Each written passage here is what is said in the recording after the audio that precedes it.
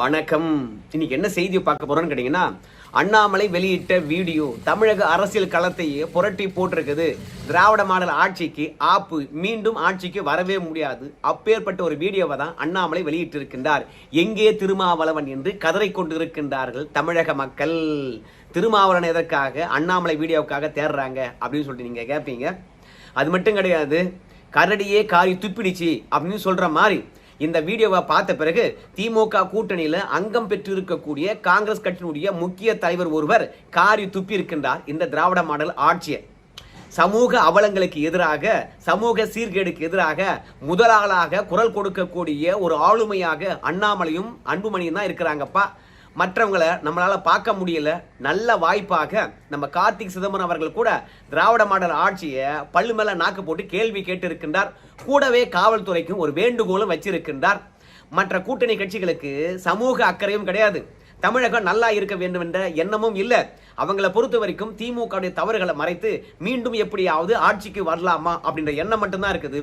எந்த அளவுக்கு தமிழகம் கெட்டு போச்சுன்றது அவங்களுக்கு தெரியல. கெட்டு போனாலும் கவலை இல்லை. ஆனா அண்ணாமலையை பொறுத்த வரைக்கும் அந்த வீடியோவை பதிந்து கடுமையான வார்த்தைகளை பயன்படுத்தி இருக்கின்றார்.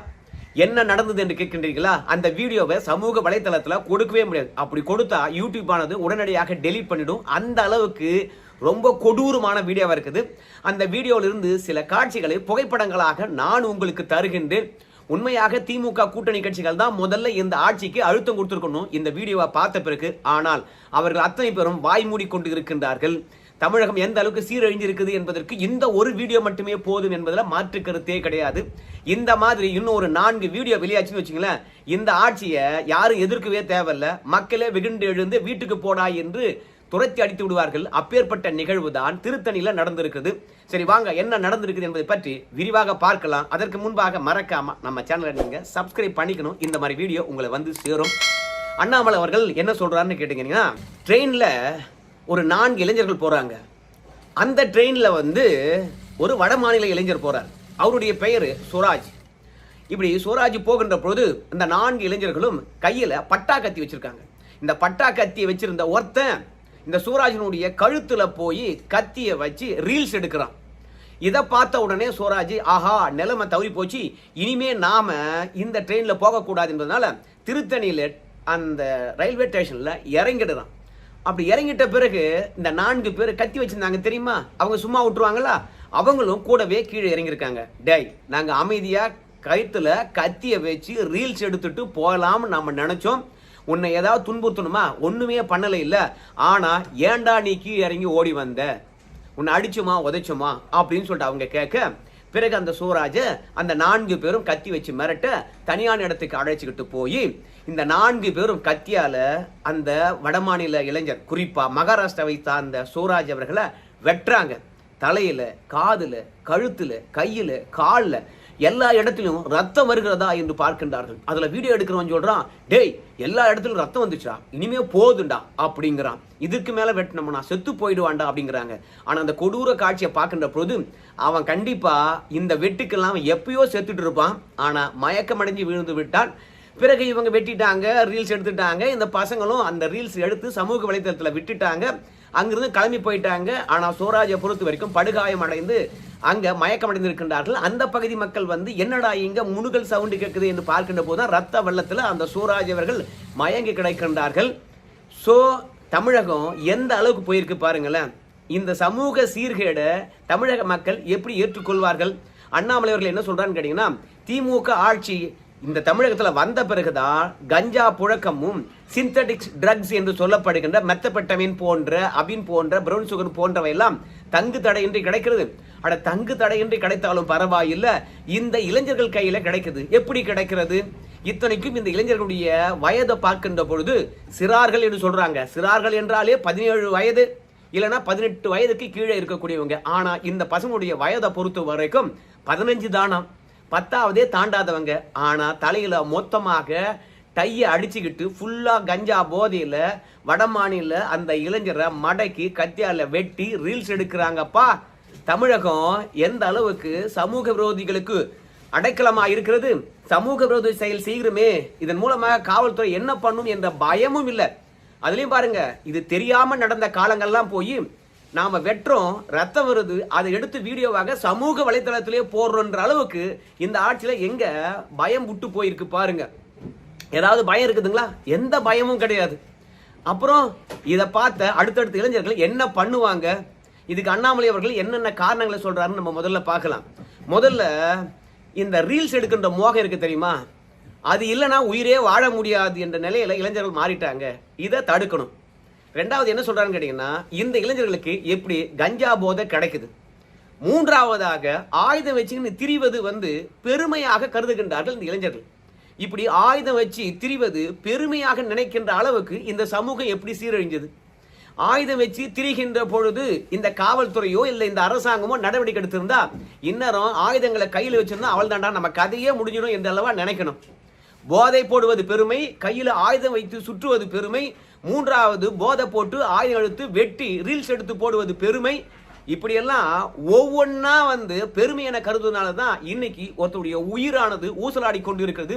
அது மட்டும் இல்ல, இந்த திராவிட மாடல் ஆட்சியில் இருக்கிறவங்களா இருக்கலாம், இல்ல அவங்க கூட்டணி கட்சிக்காரங்களா இருக்கலாம், அவங்க 24 மணி நேரம் வடக்கன் தெற்கன் அப்படின்னு அவதூறு விஷயங்கள் பேசுவதனாலும் இந்த மாதிரியான அசம்பாவிதங்கள் நடக்கிறது. வேற எதனால நடக்கிறது?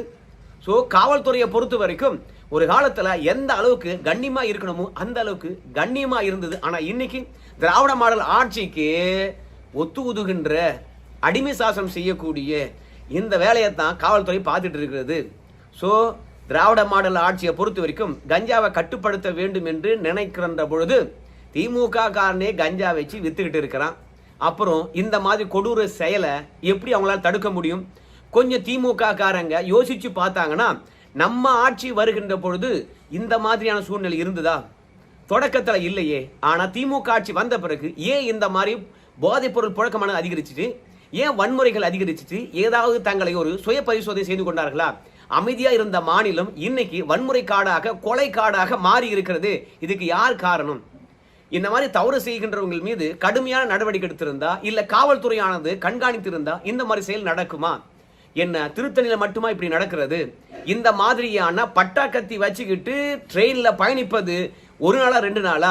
ட்ரெயின் போகின்ற பொழுதே பட்டாக்கத்தி வச்சுக்கிட்டு அந்த பிளாட்பாரத்தில் அந்த பட்டாக்கத்தியை தேய்ச்சிக்கினே போகின்ற காட்சியை நம்ம பார்க்கலையா? இப்படி பட்டாக்கத்தியுடன் சுற்றுகின்ற கலாச்சாரத்தை காவல்துறை எப்படி அனுமதிச்சது?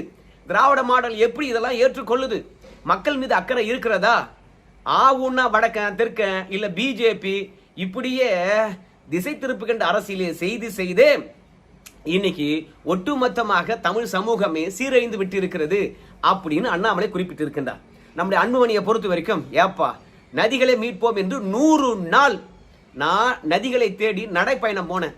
அப்பொழுது தமிழக அரசாங்கத்துக்கு ஒரு கோரிக்கை வச்சேன். என்ன கோரிக்கை என்று பார்க்கின்ற போது, அட சாமிகளா, இந்த கஞ்சா புழக்கமா இருக்கலாம், இல்ல சிந்தட்டிக்ஸ் ட்ரக்ஸா இருக்கலாம், எல்லாமே ஆந்திராவிலிருந்து தான் தமிழகத்துக்குள்ள வருது. அதனுடைய வழிகளை கண்டறிந்து முதல்ல இதை தடுக்கணும். இல்லை என்றால் தமிழ்நாடு சுடுகாடா போயிடும், அடுத்த தலைமுறையை வீணா போயிடும். தயவு செய்து போதைப் பொருள் உள்ள வரத்தை தடுங்கடா அப்படின்னு நாம சொன்னோம். ஆனா இன்னைக்கு திருத்தணிலே பாருங்க எந்த அளவுக்கு ஒரு ரீல்ஸுக்காக வெட்டி இருக்கானுங்க, ரத்தம் சொட்ட சொட்ட வீடியோ எடுத்திருக்கானுங்க. இந்த கொடூர புத்தி இந்த இளைஞர்களுக்கு எப்படி வந்தது? எல்லாம் போதையினால தானே. அதாவது ஆந்திராவிலிருந்து தான் கஞ்சா வருகுதுன்னு சொல்றதுக்கான ஆதாரம் இங்க திருத்தணிலே இந்த சம்பவம் நடந்திருக்குது தான். ஸோ காவல்துறைக்கு தெரியாதா எந்த பக்கம் கஞ்சா வருதுன்னு சொல்லிவிட்டு? ஏதாவது சமூக வலைத்தளத்தில் தப்பா பேசிட்டா மறுநாளே அவங்க வீட்டு வரைக்கும் போய் அவங்கள கைது செய்யக்கூடிய, இரவெல்லாம் காத்திருந்து அதுலயும் தீயணைப்பு துறையினை விட்டு கதவை உடைச்சி கைது செய்யக்கூடிய இந்த காவல்துறையினர் இந்த மாதிரி இளைஞர்களை கைது செய்வதற்கு திறன் இல்லையா? அவங்களுக்கு தகவல் தெரியலையா? இல்ல கைது செய்யக்கூடாது என்று அரசாங்கம் சொல்லி இருக்கிறதா? என்ன பண்ணி இருக்குது? எதை இப்படி ஏன் இப்படி அனுமதிக்கணும் அப்படின்னு அண்ணாமலையும் அன்புமணி ராமதாசும் சரமாரியா இந்த அரசாங்கத்தின் மீது குற்றச்சாட்டு வச்சிருக்காங்க. நம்முடைய கார்த்திக் சிதம்பரம் அவர்களை பொறுத்த வரைக்கும் காவல்துறையானது தன்னுடைய முழுமையான திறனை காட்ட வேண்டிய நேரம் வந்துவிட்டது. தமிழகம் தமிழகமாக இல்லை. காவல்துறையை பொறுத்த வரைக்கும் குற்றவாளிகள் யார் என்று அவங்களுக்கு நல்லாவே தெரியும். இல்ல ஏற்கனவே சமூக குற்றங்கள் செய்திருக்கவங்க பார், அவனெல்லாம் வாரத்துக்கு 3 முறை இந்த ஸ்டேஷனுக்கு வந்துட்டு போப்பா அப்படின்னு சொன்னாவே போதும். இவங்களை தாண்டி வேற யாரு சமூக விரோத செயலை செய்யறாங்க அப்படின்றத நம்ம கண்டுபிடிச்சிடலாம்.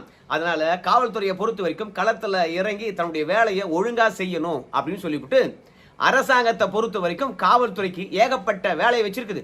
அதெல்லாம் விட்டுட்டு மக்களை காப்பாத்துகின்ற வேலையை பாருங்க அப்படின்னு நம்ம கார்த்திக் சிதம்பரம் அவர்கள் கூட கரடியே காரி துப்பிடுச்சு அப்படின்னு சொல்ற மாதிரி திமுக கூட்டணியில் இருக்கக்கூடிய கார்த்திக் சிதம்பரமே தமிழகத்துல கெட்டு போயிருக்கக்கூடிய சட்ட ஒழுங்கையும் இளைஞர் சமுதாயமானது மொத்தமா மோசமா போயிருக்கக்கூடிய சூழ்நிலையும் எடுத்து காட்டியிருக்கின்றார். எப்போதுமே ஒரு பழமொழி சொல்லுவாங்க, வருங்கால இந்தியா இளைஞர்கள் கையில தான் இருக்குதுன்னு சொல்றாங்க. ஆனா இங்க இளைஞர்களை பொறுத்த வரைக்கும் கத்தி வச்சு சுத்திட்டு இருக்காங்க. எவனுக்காவது பயம் இருக்குதா? இவனுக்கு கொடுக்கின்ற தண்டனை வேற எவனும் கத்தியே எடுக்கக்கூடாது என்ற நிலைக்கு உருவாக்கணும். சிறார்கள் என்ற போர்வில சிறார் சீர்திருத்த பள்ளியில நீங்க கொண்டு போய் சேர்த்துட்டு அப்படியே விட்டு போயிடாதீங்க அப்படின்னு எல்லாரும் வலியுறுத்தி இருக்கின்றார்கள். இன்னைக்கு வட மாநில இளைஞருக்கு நேர்ந்த இந்த கொடூரம் மற்றவங்களுக்கு நேராதுன்றத என்ன உத்தரவாதம் அளிக்க முடியும் இந்த திராவிட மாடல் ஆட்சியில? இன்னைக்கு சூராஜி மாட்டிக்கிட்டான், நாளைக்கு சூராஜி போன்ற ஒருத்தர் இல்லைன்னா தமிழ்நாட்டில் இருக்கிற பெண்ணோ ஆணோ மாட்டிக்குவாங்களா இல்லையா? அதனால இந்த திராவிட மாடல் ஆட்சி மொத்தமா ஃபெயில் ஆயிருக்குது. அது மட்டும் கிடையாது, திமுக ஆட்சியின் மீது குற்றங்களே சொல்லாத ஒரே ஆள் யாருன்னு கேட்டீங்கன்னா திருமாவளவன் தான். ஆனா இன்னைக்கு இந்த மாதிரி 15 வயசு சிறுவர்கள் 4 பேர் வந்து அங்க வடமாநில இளைஞரை சீரழித்து இருக்கின்றார்கள். ஆனா எங்க போனார் இந்த திருமாவளவன்? திராவிட மாடல் ஆட்சி மீது கம்யூனிஸ்டுகள் குறை சொல்றாங்க, காங்கிரஸ் கூட ஆட்சியில பங்கு கொடு அப்படின்னு சொல்றாங்க. அவங்க கூட வந்து பாத்தீங்கன்னா எங்கே யார் பாதிப்படைந்தாலும் காங்கிரஸ் கட்சி அவங்களுடன் இருக்கும். பங்களாதேஷ்ல இந்துக்கள் எரித்து கொலை செய்யப்பட்டாலும் அவங்களுக்கான நீதிக்காக காங்கிரஸ் பேசும். தமிழ்நாட்டில் நடந்தாலும் அதை வலியுறுத்தும் அப்படின்னு காங்கிரஸ் கட்சிக்காரங்க கூட இப்ப திமுக எதிராக பேச ஆரம்பிச்சிருக்கின்றார்கள். ஆனா மொத்தமாக அடிமையாக போயிருக்கக்கூடிய திருமாவளவன் அவர்கள் இந்த அவலத்தை பார்த்தும் ஏன் மௌனித்து காத்திருக்கின்றார்? எப்ப பார்த்தாலும் RSS, பாஜக இவங்க பெற்ற குழந்தை அவங்க பெற்ற குழந்தை அப்படின்னு சொல்லிவிட்டு வெறுமே ஸ்டிக்கர் ஓட்டுகின்ற அரசியல் மட்டுமே. பாஜகவை எதிரியாக காட்டுகின்ற திருமாவளவா பாஜக ஆளுகின்ற மாநிலத்தில் இந்த மாதிரி ஆயுத கலாச்சாரமோ போதைப்பொருள் கலாச்சாரமோ எங்கேயாவது இருந்திருக்குதா? திராவிட மாடல் ஆட்சிக்கு அதாவது தோழமை சுட்டுதல் அப்படின்வாங்க. அதாவது தோழமையா இருக்கிறோமோ அதனால ரொம்ப கொடூரமாக இல்ல காட்டமாக வந்து பாத்தீங்கன்னா எந்த ஒரு கருத்தும் திமுக எதிராக தெரிவித்து விடக்கூடாதான். பட்டியல் இனத்தவருக்கு எதிராக நடந்தா கூட அந்த காட்டமான கருத்தை திருமாவளவன் சொல்லிட மாட்டாராம். தோழமை முறைன்னு போயிட்டு இதெல்லாம் நடக்கக்கூடாது அப்படின்னு தோழமை சுட்டுவாராம். அந்த அளவுக்கு திருமாவளவனை பொறுத்த வரைக்கும் திமுக ஆட்சியை காப்பாற்றணும், மீண்டும் ஆட்சிக்கு வரணும் அப்படின்னு முட்டு கொடுக்கின்ற இந்த நேரத்தில் இந்த மாதிரி இளைஞர்கள் பட்டாக்கத்தி வச்சுக்கிட்டு 4 ஊர்ல போய் 4 பேரை போட்டானா அந்த 4 வீடியோவும் சமூக வலைதளத்தில் வலம் வந்தாச்சுன்னா மக்கள் பார்த்தாங்கன்னா இந்த திராவிட மாடல் ஆட்சிக்கு நற்சான்றிதழ் கொடுக்கின்ற திருமாவளவன் அவர்களால் கூட இந்த ஆட்சியை காப்பாற்ற முடியாது. அதோட திருமாவளவனுக்கு சமூக அக்கறை பொறுப்பு வேண்டும் என்று சொல்லுகின்ற இதே தருணத்தில் ஊடகத்துக்கு சமூக பொறுப்போ அக்கறையோ இருக்கிறதா? எல்லா டிவிக்காரனும் தொடங்கும் போது என்ன சொன்னா தெரியுமா? ஒவ்வொரு கட்சிக்காரங்களும் ஒவ்வொரு சேனல் வச்சிருக்காங்க. அந்த சேனல் எல்லாம் வந்து பாத்தீங்கன்னா அவங்க கட்சி செய்திகளை மட்டுமே பேசுறாங்க. ஆனால் நாங்க நடுநிலையானவர்கள், நாங்க ஒட்டுமொத்தமாக தமிழகத்தில் நடக்கக்கூடிய சம்பவங்களை உள்ளது உள்ளபடி நேர்மையாக உங்ககிட்ட கொண்டு வந்து சேர்ப்போம் அப்படின்னு சொன்னானுங்க. ஆனா என்ன நடந்தது தெரியுமா? கட்சிக்காரன் தொலைக்காட்சியில கூட தமிழகத்தில் நடக்கக்கூட சின்ன சின்ன போராட்டங்களை காட்டுவானுங்க. ஆனா நடுநிலை ஊடகம் என்று சொல்லி இன்னைக்கு கல்லா கட்டி கொண்டிருக்கின்ற எந்த ஊடகமும் சரி அந்தந்த கட்சிக்காரன் டிவியை விட திமுகவுக்கு அதிகமா முட்டு கொடுக்குறாங்க. மொத்தமாக இருக்கக்கூடிய நடுநிலை ஊடகமும் திமுக பின்னாடி ஓடுது. எஜமா எந்த செய்தியை சொல்லணும் எந்த செய்தியை சொல்லக்கூடாது என்று அவன் பின்னாடியே சுற்றி திரிந்து அவன் போடும் காசுக்காக தவம் இருக்கிறது. அதனால இந்த சமூக அவலத்தையும் தமிழகம் கெட்டு போயிருக்கின்ற சூழ்நிலையும் வீடியோவா போட்டு என்னங்க அதனுடைய வழியை கொஞ்சமாவது இந்த அரசாங்கம் புரிஞ்சிருக்குதா? ஒரு மனிதன் வெட்ட வெட்ட துடிக்கிறான். இதை பார்த்த பிறகும் காவல்துறையை பொறுத்த வரைக்கும் அந்த 4 சிறுவர்களை கைது பண்ணியாச்சு. கைது பண்ணா மட்டும் போதுமா? அவனுக்குரிய தண்டனை விரைவாக வாங்கி தரணுமா இல்லையா? இவனை வெட்டினவனுக்கு என்ன கிடைச்சது என்று ஊடகத்தில் செய்தி சொல்லணுமா இல்லையா? ஆனா எப்படியெல்லாம் இந்த அரசாங்கத்தை காப்பாற்ற முடியுமோ அப்படியெல்லாம் ஊடகம் காப்பாத்துது, எப்படியெல்லாம் மறைக்க முடியுமோ அப்படியெல்லாம் காவல்துறை மறைக்குது. மொத்தத்தில் ஆதரவே இல்லை என்றால் இப்படி ஒரு சம்பவமே நடக்கலை அப்படின்னு மூடி மறைச்சிட்டு போவாங்க. ஏதோ ஒரு எதிர்கட்சிகள் இருக்கின்ற ஒரே காரணத்தினால தான் இன்னைக்கும் ஒரு சில தொலைக்காட்சிகளை பொறுத்த வரைக்கும் இந்த கொடூர செய்தியை பெட்டி செய்தியாக கீழே போட்டுட்டு அப்படியே கடந்து போறாங்க. உண்மையாக இப்படி 4 இளைஞர்கள் பட்டாக்கத்தி வச்சுக்கிட்டு ஒரு இளைஞனை வெட்டினதை தான் முதன்மையான செய்தியா போடணும். 2வது தமிழகம் எதை நோக்கி போகுது என்று சொல்லிட்டு இரவுல 10 நாளாவது விவாதம் நடத்தணும். காவல்துறை கையில இருந்தும் சட்ட ஒழுங்கை கவனிக்க தெரியாத இந்த முதலமைச்சருக்கு ஆளுமை இல்லையா, ஆட்சி ஆளுகின்ற திறன் இல்லையா என்று கேள்வி எழுப்பணும். மக்களுடைய நம்பிக்கை இழந்து நிற்கிறதா திமுக? மக்களை காப்பாற்ற தவறிவிட்டதா திமுக? மீண்டும் திமுக ஓட்டு போடுவாங்களா? இப்படிலாம் ஊடகம் விவாதம் நடத்தி கேள்வி எழுப்பணுமா இல்லையா? திமுக காரங்கிட்ட கேள்வி கேட்கணுமா இல்லையா? உரிய பதில மக்கள்கிட்டே கொண்டு போய் சேர்க்கணுமா இல்லையா? எந்த ஊடகமும் பேசாது. ஆனா நான் நடுநிலையான டிவி தான் அப்படின்றதுக்காக ஒரு பெட்டி செய்தியா கீழே போட்டு அவன் கிளம்பி போயிட்டே இருக்கிறான். அதனால தான் அண்ணாமலை பொறுத்த வரைக்கும் சமூக அக்கறை கொண்டு இந்த கொடூர செயலை முதன்முறையாக வீடியோவை தன்னுடைய சமூக வலைத்தளத்தில் போட்டாரு. இன்னும் எடப்பாடி பழனிசாமி எங்க இருக்காருன்னு தெரியல. எதிர்கட்சி தலைவர் அவருக்கு என்ன ஆச்சுன்னு தெரியல. இந்த வீடியோ தொடர்பாக எந்த கருத்தும் தெரிவிக்கல. எதிர்கட்சி தலைவராக இந்த தமிழக மக்களுக்கு எடப்பாடி பழனிசாமி என்ன பண்ணிருக்கான்னு தெரியல. அவரை பத்தி முதல்ல பேசலான்னு பார்த்தேன். என்ன பண்றது, நம்மளாம் போயிட்டாரு. கடைசியில பேசுறோம். சரி நண்பர்களே, இந்த வீடியோ தொடர்பாக உங்க கருத்து சொல்லுங்க. நன்றி.